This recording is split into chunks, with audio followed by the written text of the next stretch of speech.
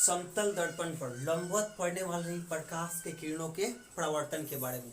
यानी कोई समतल दर्पण है, मान लीजिए कि एक ए और बी क्या है, समतल दर्पण। ए और बी क्या है, समतल दर्पण। इस पर अगर प्रकाश लंबवत पड़ रही है, क्या पड़ रही है, लंबवत, तो परावर्तन के बाद किरणों का क्या हाल होगा।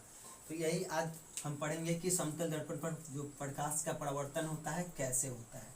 तो समतल दर्पण पर लंबवत पड़ने वाली प्रकाश के किरणों का परावर्तन कैसे होता है। यानी अगर कोई समतल दर्पण है, इस पर अगर प्रकाश का परावर्तन हो रहा है, क्या हो रहा है, परावर्तन। तो परावर्तन के बाद ये किरण किस ऐसे घूमेगा या ऐसे घूमेगा, क्या होगा, उसके बारे में पढ़ेंगे। तो लिखेंगे समतल दर्पण पर लंबवत पड़ने वाली प्रकाश के किरणों परावर्तन के बाद उसी पथ पर वापस लौट जाती है। यानी जिस रास्ता से वो आया है, यानी अगर लंबवत वो पड़ रहा है, प्रकाश समतल दर्पण है, अगर इस पर प्रकाश क्या हो रहा है, लंबवत पड़ रहा है, ऐसे पड़ गया, यानी ऐसे प्रकाश क्या हुआ, आया, तो परावर्तन के बाद इसी पथ पर वापस लौट जाएगा। यानी कोई समतल दर्पण है, उस पर अगर प्रकाश लंबवत पड़ रहा है तो क्या होगा, परावर्तन के बाद वह उसी पथ में वापस लौट जाएगी। तो लिखेंगे क्या, समतल दर्पण पर लंबवत पड़ने वाली प्रकाश की किरणें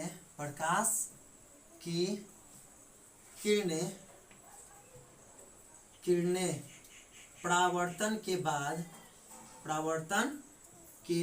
बाद उसी पथ पर वापस लौट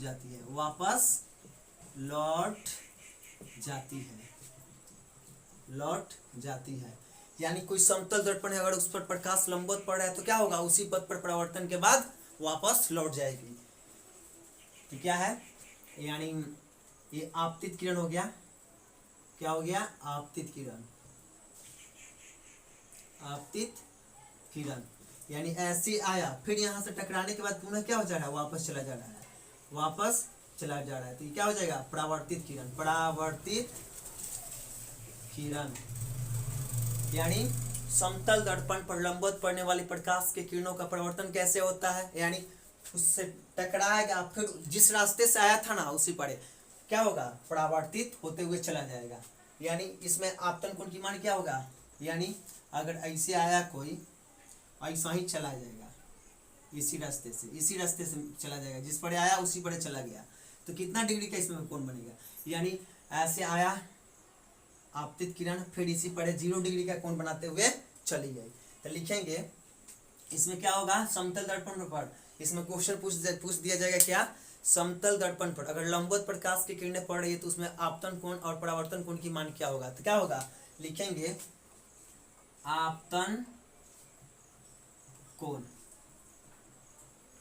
बराबर क्या होगा, 0 डिग्री।